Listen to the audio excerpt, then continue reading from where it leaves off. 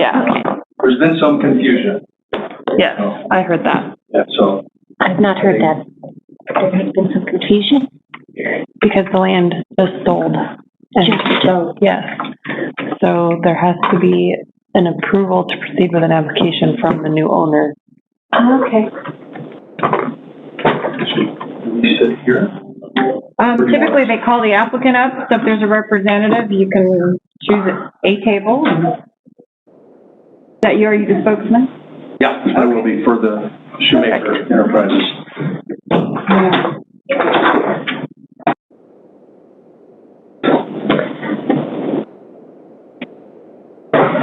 Where'd my binder go? Who's that?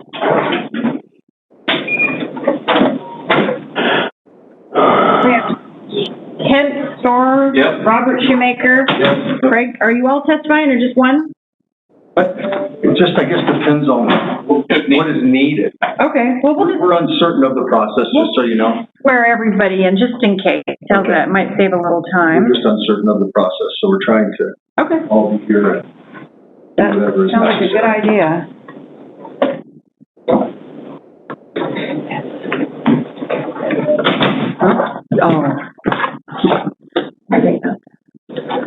Oh. Yeah, so they're unsure the process, so we'll swear everybody in depending on what questions y'all have. Yeah. Online? And I gotta get online. Yeah, it's just, and Julia Shoemaker's trying to connect us. Yeah, that's my wife. She's been involved probably Okay. more than I have in this whole process. She's a realtor, and so she was kind of our voice in the. Oh, right, yeah, sounds like a good one to have on board. Yeah, we needed something smarter than us. Well, that's why you are women, but I won't go there.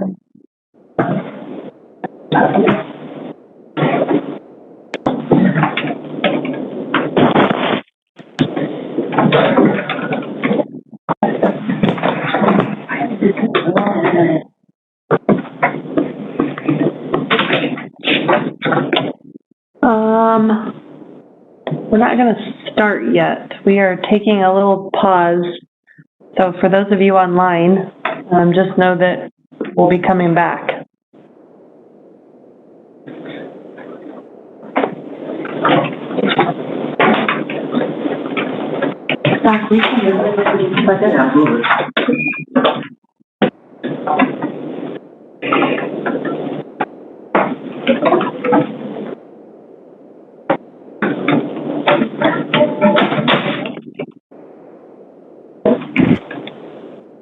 So there's nobody here named Shoemaker.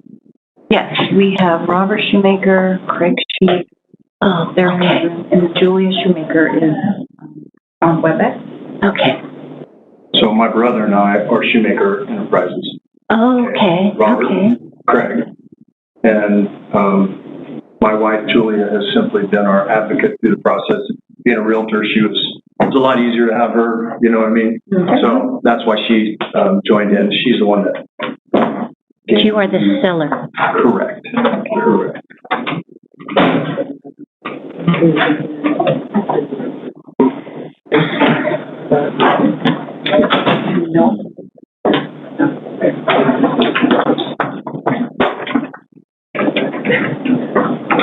Good?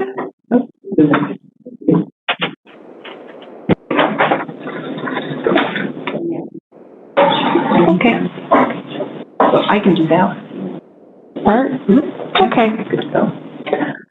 It is now 1:34 on the second day of February, 2021, and time for today's Board of County Commissioners hearing regarding a request by Shoemaker Enterprises, represented by Stewart and Craig Shoemaker for a conditional rezone, case number CR 2020-007. My name is Carrie Smith, and joining me today are Commissioners Pam White and Leslie Van Beek. Also present is Monica Reeves, our Deputy Clerk. And then from Development Services, we have Dan Lipster, and from our Prosecuting Attorney's Office, we have Zach Wesley. Online, our planner from Development Services is Julianne Shaw. And then we also have people signed up in favor that are present in the room, including Kent Storer, Robert Shoemaker, Craig Shoemaker, and then there's more signing in. And then I've got two people on WebEx. One is Julie Shoemaker and Melvin Baker.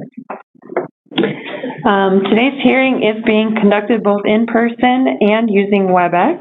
Everyone on WebEx has been muted and will be unmuted when it is time for them to speak. The staff report and any additional exhibits have been posted on the county website on the Land Use Hearings page. You may wish to open those documents if you haven't done so already. I will maintain order by restricting inappropriate discussion or disorderly conduct. This time I'm going to take a little bit of time to explain the procedures under the Canyon County Code of Ordinances 070503. If you'd like to testify, please indicate by selecting the raise hand icon at the bottom left corner of the participant box in WebEx. So specifically, Melvin or Julia, if you'd like to testify, please do so. The applicant who requested the hearing or the representative will testify first, since the applicant has the burden of proof. Testimony will then be given from those in favor of the applicant, followed by those witnesses who have signed to testify as neutral, and then those in opposition. The person making the request or their representative will be allowed 10 minutes for their presentation. If a spokesperson for the opposition has been designated, they will also receive 10 minutes. All other individuals will be given 3 minutes of non-repetitive testimony. When testimony in opposition is concluded, you will have time for a rebuttal if necessary. If you are referring to an exhibit or computer projection, use specific verbal descriptions such as exhibit number, location, or direction so that a transcript can be made for review if necessary. At this time, I will read the list of attendees as listed in WebEx and on our sign-in sheet. After I've read your name or phone number, which I don't think I have any phone numbers, please indicate verbally if you wish to testify in favor, neutral, or in opposition. So Julia just sent a chat saying she can't hear anything. It doesn't look like her audio is connected. Yeah, that's on our end. Correct. Did you type that to her? Then she can't hear right now. And Melvin Baker. Can you identify if you are in favor, opposition, or neutral? Neutral. And would you like to testify? Not today. Not today. Okay. Thank you, Melvin.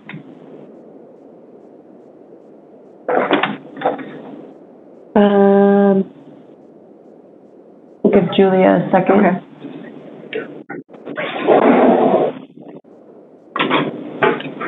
It's weird that she's got two connections. I'm not sure what's happening.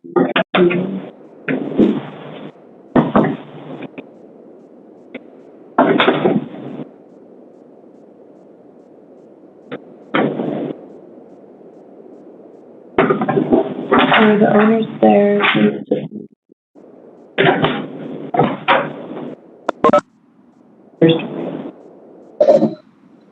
Okay. Hi, Julia. Hi. Sorry, that's a little different than I'm used to. I apologize. That's okay. We were just requesting if you are, it's our understanding that you're in favor of the application. Will you be testifying today?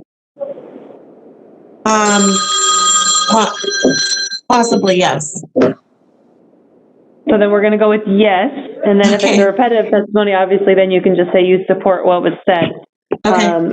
But that way we'll swear you in so that we've got that taken care of. Okay. So, and then we've got Kent, Robert, and Craig. You would all like to testify. Yeah? Okay. So at this time, Monica will administer the oath to those testifying and our staff. Kent Storer, Robert Shoemaker, Craig Shoemaker, Julianne Shaw, Julia Shoemaker. Do you swear or affirm the testimony you give will be the truth, the whole truth, nothing but the truth? So help you God? I do. I do. Thank you. So before we begin taking testimony, is there any member of the board who, for reasons of conflict of interest, requests to be excused from participating in this item? No, thank you, Madam Chair. And are there any declarations pertaining to this request of meetings such as site reviews or conversations outside of the hearing? No, thank you, Madam Chair. I will note that I have team roped with, and I don't think that that will keep me from making an unbiased decision. And that would be? As long as you didn't miss, right? Okay. That's true. Be on notice. Yeah, right. Okay. So with that, we will continue moving forward with evidence and the staff report from Development Services. So Julianne, it is your turn. Thank you, Chairman Smith. This is Julianne Shaw, Development Services, Canyon County. We requested tabling this until we got an application. We have received that application now. There's still some questions as to whether or not this parcel is truly an original parcel, if there's two or if there's one. The Shoemakers submitted a request for conditional rezone of parcels 29926 and 29950 from A, agricultural, to CR-R, conditional rural rezone, with a development agreement to reserve farmland. The two parcels are located east and north of the intersection of South Powerline Road and Lola Lane.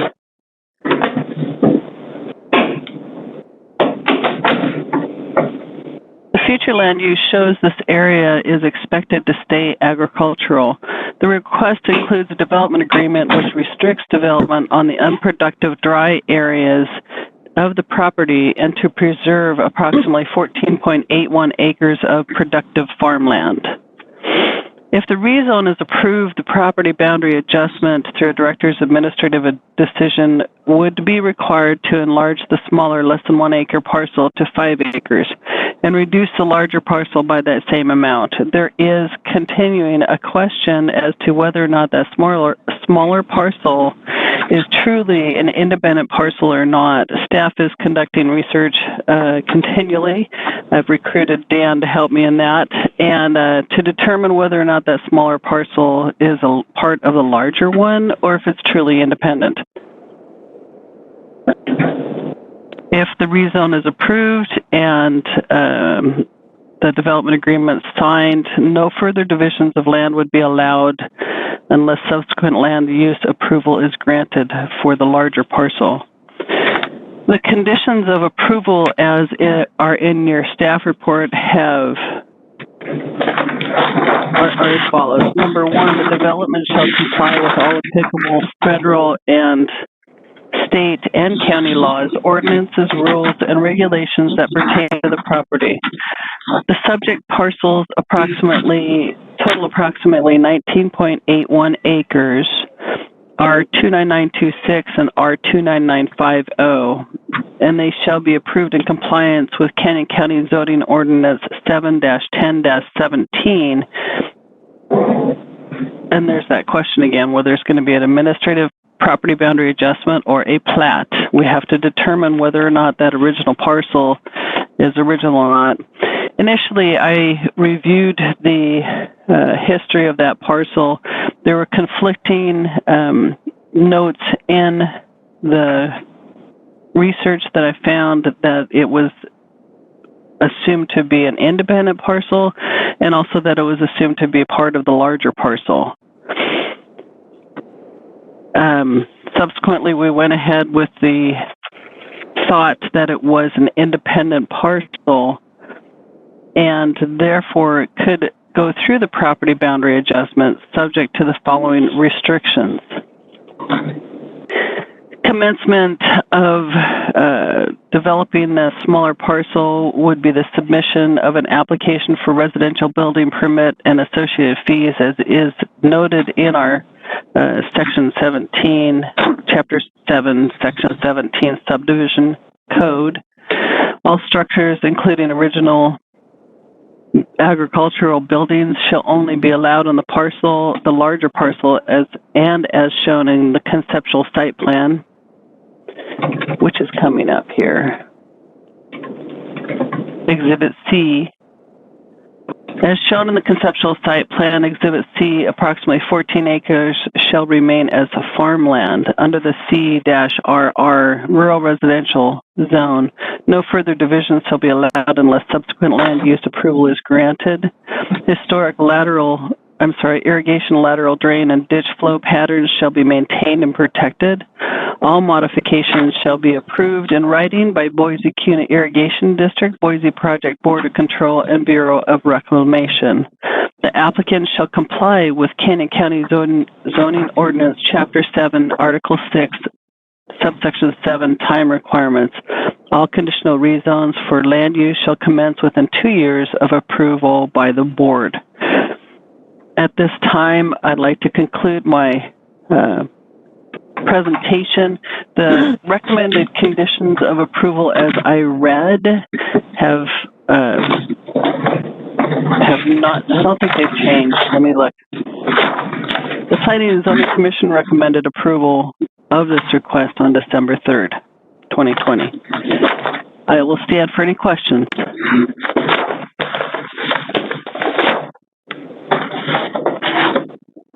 I'm going to hold my questions until after testimony. Do you have some?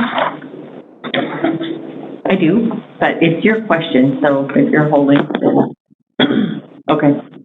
It's up to you. I'm okay with you asking questions.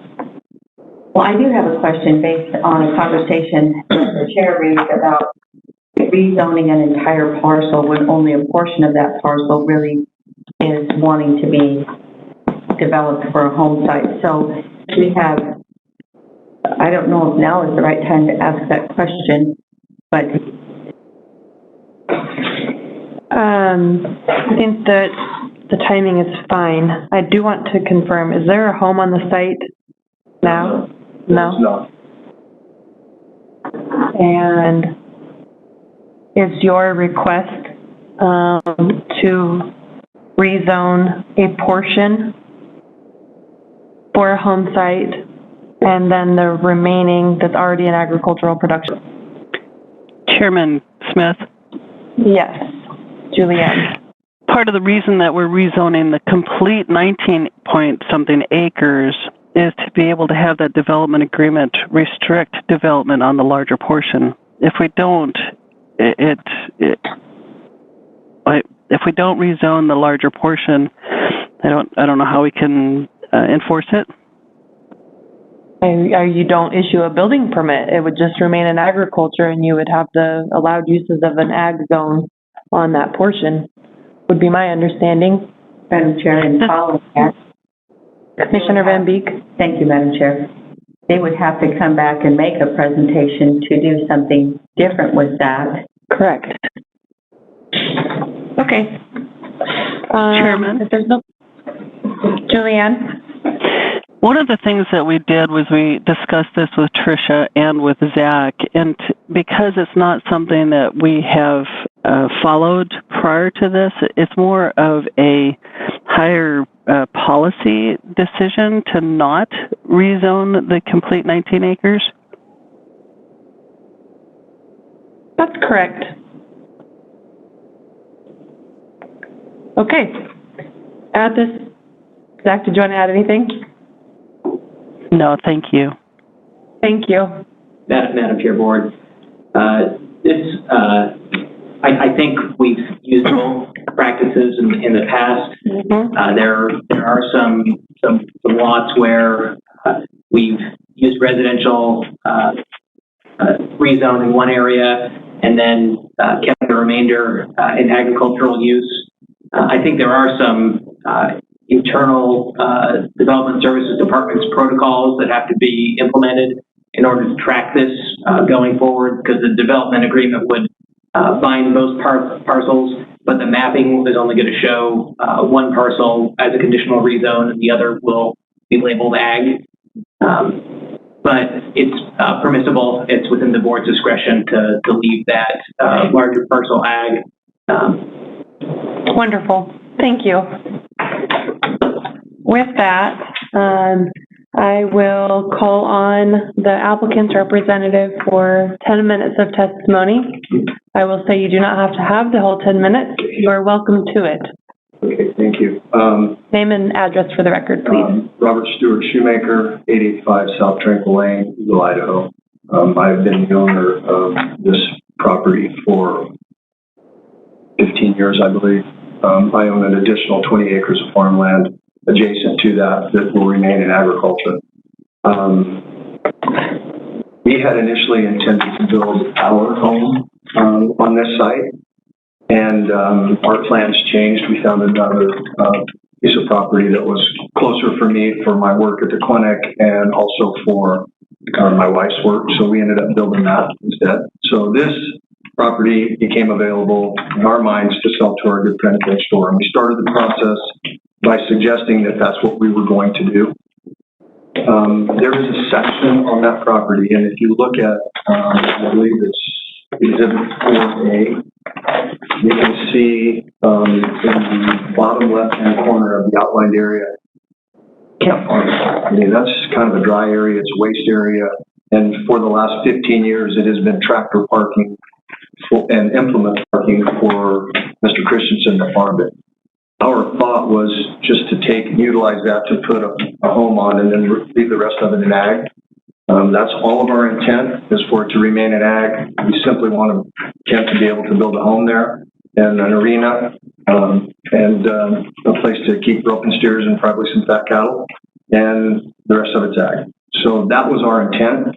I think we've been pretty forthcoming with respect to our intent, and we've tried to go through all the processes, so we are completely fine with the larger portion remaining in agriculture. There is no intent on any of our parts to develop that, nor on my part to develop my additional 20 that I have there, so we just simply would like to have an area that Kent could build on. Thank you. Commissioner Van Beek. Thank you. I have a question regarding the administrative split versus the subdivision based on, there's some not clarity in my mind on how that's going to work. So if it's an administrative split, they have a building permit, right? So I know that there was previously department policy that land divided by a public right-of-way was eligible for, was treated as an original parcel eligible for a building permit. Would you like to add to that, Zach or Dan? So I think the question is, and Dan can get to some of the title history, the ordinance, the county's ordinance, only allows for the administrative land divisions to occur up to a certain number of splits, I think 4. And so anything that goes beyond that 4 under the ordinance has to be platted. Yep. So that's just the distinction. And so the question here had to do with the parcel history, and Dan can speak to that. Thank you, Madam Chair. Dan Lister, USD. I worked with the Schumachers a long time ago. Dan, Yeah. I'm really sorry to, we did not swear you in. Can we swear you in?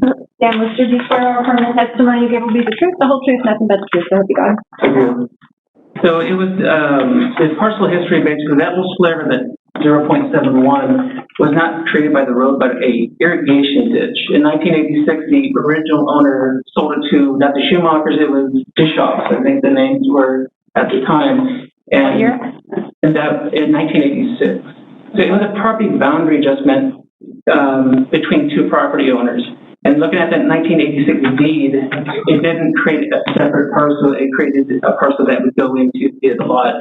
So at the time, when staff did the research, staff said, this is all one parcel. You're seeing 2 parcels because it's a section line, and the assessor's office makes 2 parcels based on the section line. Can you show me which parcel it was supposed to be blended into? Correct. If you look on. Exhibit 4A shows it, where the road is, that little tiny red triangle. I guess it's right. Correct. That's the little one.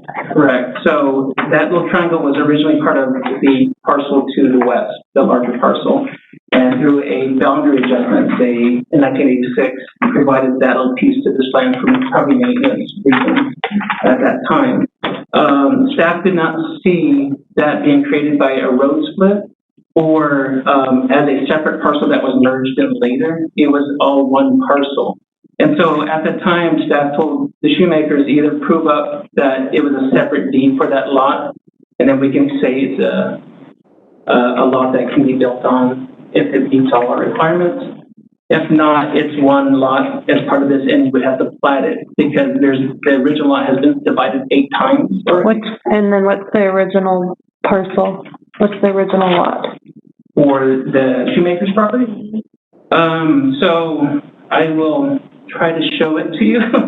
So the original lot was this whole section here. Okay. So there was 2 divisions and then a subdivision that was done through CUP. And then the other splits taken weren't done through the county process. Okay. So you're saying that the land that is east of Powerline Road, you never found a legal description for only that piece. It was only Correct. blended with 29950. Correct. So based on staff's review at the time, this was back in 2017, when staff originally did it, we could only find deeds showing them as one parcel, even though they showed 2 parcels, one original lot, or not original lot, just one lot, or one parcel. And it was included with the larger piece before the land divisions happened. Correct. Thank you. Commissioner Van Beek? This was, what you pointed out, Dan, was 112 acres approximately, and there's been 8 splits off of that. So what I'm hearing today is that this would have to go, like, for a short plat? Okay. And that's not what we have? I think It'd be the next process. right. So I think the planner who did this thought that this had a property boundary adjustment because this was a separate lot, but really it's separated by section line, and it's really one whole parcel. And based on the number of splits already taken off the original parcel, it couldn't be done through a property boundary adjustment or land division. They would have to go through the planning process because it's over 4 lots on the original lot. Can we pull the old department policies that talk about land divided by right-of-ways? See if that policy still exists and what that language looks like. I know from my history, any land divided by a public right-of-way, even if it wasn't divided by deed, was considered separate and original. Correct. Or divided by a waterway. Staff would have to research. But this one doesn't count as a navigable waterway. I do understand that. Correct. And so that's the thing is this was divided based on the water, the canal there and not the road. That was done, my understanding, prior to that time. But it's still divided by a road. So if we looked at the policy, it is divided by a road. Staff would need to look into it. Staff doesn't have an answer. It would be my advice for staff to look into that before we move further on the decision, because it might not be applicable to rezone if you're able to build on it. The size of it would not allow for an administrative land division, but it could allow for a permit to be built on, correct? If the policy supported it. Let's just say it does. The parcel is too small, so if you look at the parcel, it has an irrigation easement over it and things like that to where you can't build on it without doing a property boundary adjustment. And we can't do it, if that's the original lot, 0.07, it doesn't need that agricultural land side. So it would have to be rezoned and then a property boundary adjustment to allow the sizing of it. We can't take an original lot of a smaller size and allow division on it. Right. Without a reason. But you could allow the construction of a home on a parcel that was original, that would meet the requirements. Right. Okay. Madam Chair? Yes? Just for my clarity, so you leave that piece on as part of that original. And then you do a property boundary adjustment between that parcel and the other one. And then they can get a permit. Thank you. Chair, our current policies or interpretations don't allow an original lot in the ag zone to make itself bigger to get a building permit. Right. So if it's .071, it doesn't meet our building permit requirements. If they want to adjust, then they have to adjust it based on the zone. So that's why Could they apply for relocation of building permits to contiguous parcels? yeah. But if it promotes agricultural, promotes agricultural preservation. And so that smaller piece, .07, putting a house there, then the rest of the piece would better promote agricultural preservation than 5 acres of agricultural ground. Well, I think from the testimony that we heard, that corner is already not an agricultural production. They would be doing a different type of agricultural opportunity on the property.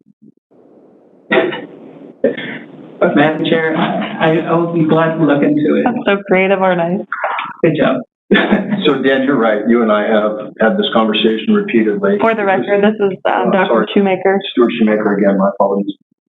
Yeah, so I have had this conversation with Dan, and we did all of the things that you asked us to do with respect to looking into that. And to our best ability, we were not able to get anybody to give us any clarity about that little piece of property.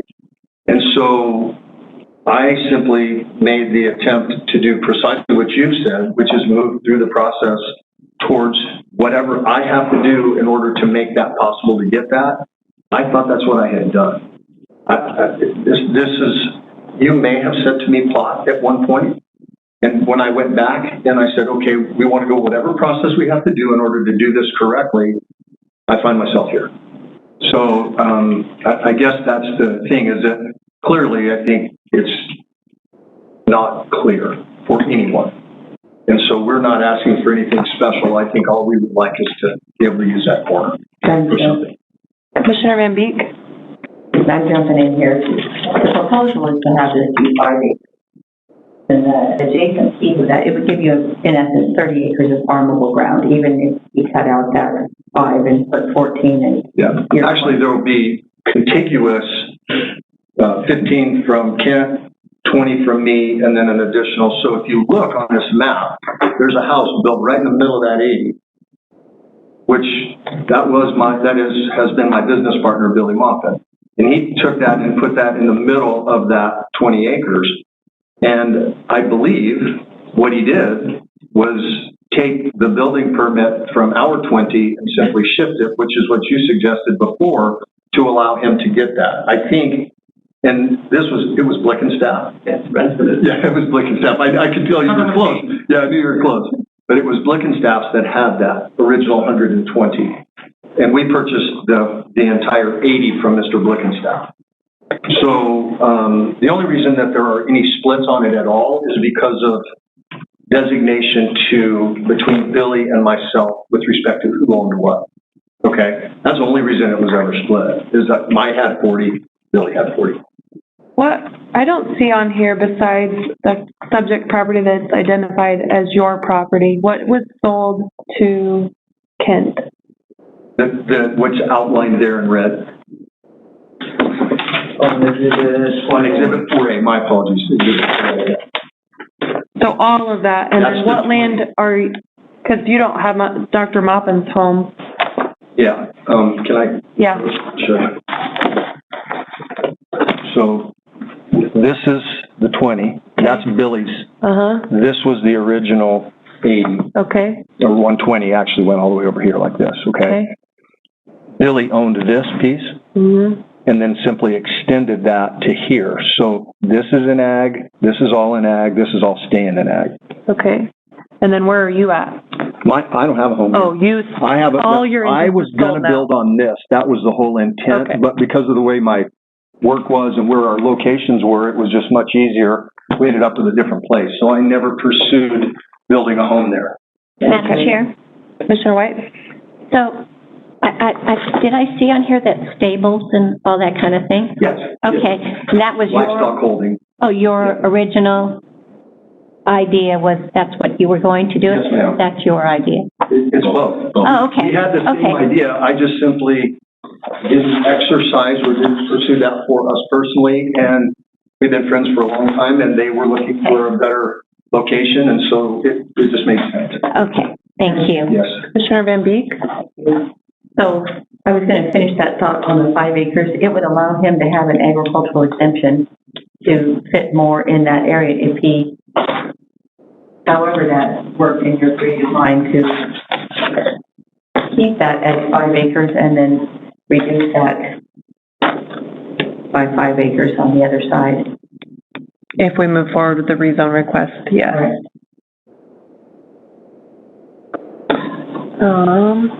So give me 1 second, I want to read this parcel inquiry, which is, says it's Exhibit 5.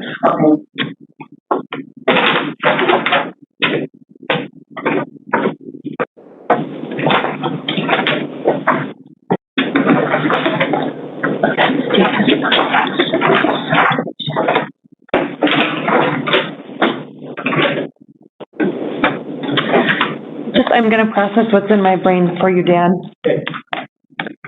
There was lots of times that because a parcel was original and then people purchased things, they combined them. But it didn't take away the intent of the original parcel still. Correct. And that's sort of in line with this, except that you're asking for a deed that separated it. So I would just, I guess, go back to trying to look at that policy, whether it was split by the lateral or power line first is like kind of a chicken and egg thing to me. And so it's still split by a public right-of-way. It helps to not rezone land and keep it in agriculture with right to farm statements and all of like the protections of agriculture if we were able to find a way to do that administratively through the administrative relocation of building permits with a lot line adjustment. So it would be my recommendation, if the applicant is okay, if we could continue the hearing to see if we could do a little bit more research and look at past department policy. Or would you like us to act on the rezone and have a decision today? My comment is, we have always wanted to do it by the letter. We wanted to be in accordance with policy, which is, after talking to Dan, why I went through this entire process. So I would defer to your expertise as a group. If you think it's if it's in everyone's best interest to postpone this, as much as I would not like to do that, I will defer to your expertise. I think that's we're not trying to pull the wool over anybody's eyes here. We've been real straightforward from the inception, and I believe that it's a reasonable request, and we hope that you guys see it the same way. So you tell me what's the best thing. I don't think anyone thinks you're pulling the wool over anyone's eyes, just so you know. And Zach? Madam Chair, got a suggestion, because we've been calling back to prior department policy, but that's this board's policy and it's set by this board. So I think what we could do is dispositively deal with this today. If the board directs Development Services Department staff that your interpretation of the policy and this split history right of way is that it's would be in a parcel that the building permit can be transferred to the other property. What we can then do is you can direct Dan to do that. The applicant could vacate the zoning application and then transfer those fees over to the relocation fee. That would be my direction. Yes. Madam Chair, do we need how do you want to proceed with that? I think because we're here, I think a motion and vote would be appropriate. Madam Chair. Commissioner Van Beek. I move that we direct staff to vacate the rezone hearing on this, transfer the building permit from the property adjacent to the smaller parcel, and apply the fees toward a relocation of the boundary for that parcel as presented by our legal staff. Yeah, I think just so to clarify, Do you want a second for discussion, or no? only if, I want to clarify your motion before we get a second. So to clarify that parcel, I need the little parcel number, 29926, per policy and direction would be deemed an original parcel because of the right-of-way power line road that divided the original parcel, and would be eligible for a building permit and to allow for a transfer of building permit that met the zoning ordinance. On parcel 29950. Yes. Okay. To 29950. Second. Okay, there is a motion and a second for that. And any discussion? All those in, did you? No, okay. No, I'm just saying, I appreciate your expertise in this, in helping the applicant, because I know what you're proposing is going to be in the long run in the best interest, and In the short run. yeah, it is a fun process to watch your history come into play. Thank you. And thank you for helping us get there too, Dan. I really do appreciate that. So all those in favor say aye. Aye. Aye. Any opposed? Okay, motion passes. So, want to close that? That adjourns the meeting at 2:11. Thank you. What that means for you, you should not have to do a subdivision plat now.